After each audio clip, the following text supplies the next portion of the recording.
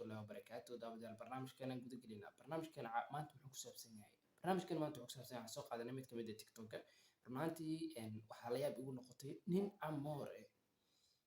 waahidii Camoor waa taqaanaan ilaahay labada lugoodba uma dhammaystirin ma fahantay halahaas qaarkood ayuu ka badboodiyaa kan muxuu ahaa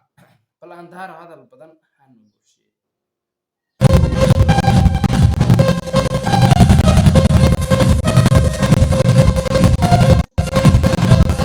walaalo macaano kan Camoora mise lagu qabaa ya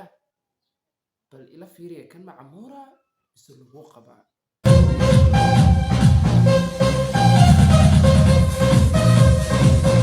xarig lagu xiraa markay saar dhahayso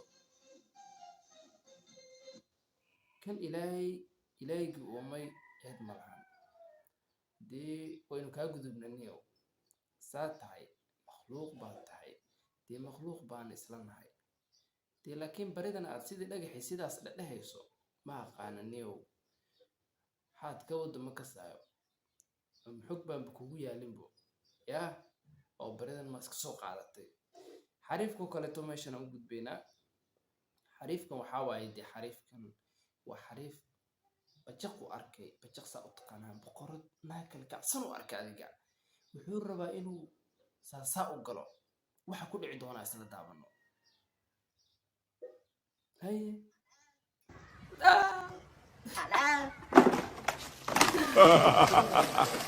ya xariifka kale xurahay bal iska dhigaya la ilaha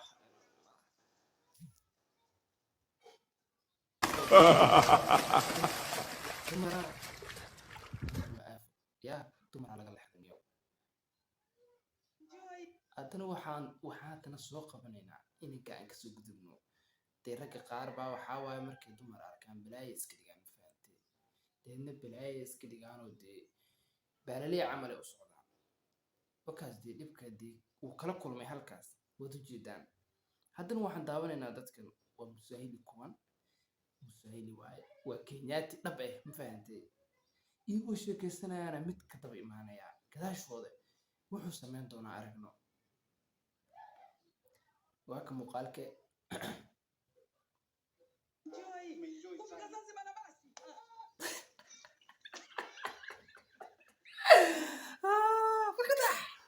Enjoy kufika Zanzibar na basi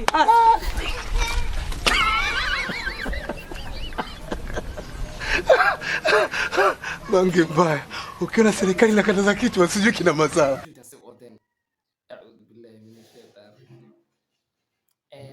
daawadayaal waa mahadsantiin intaas nagu ekaanaysaa barnaamijkeena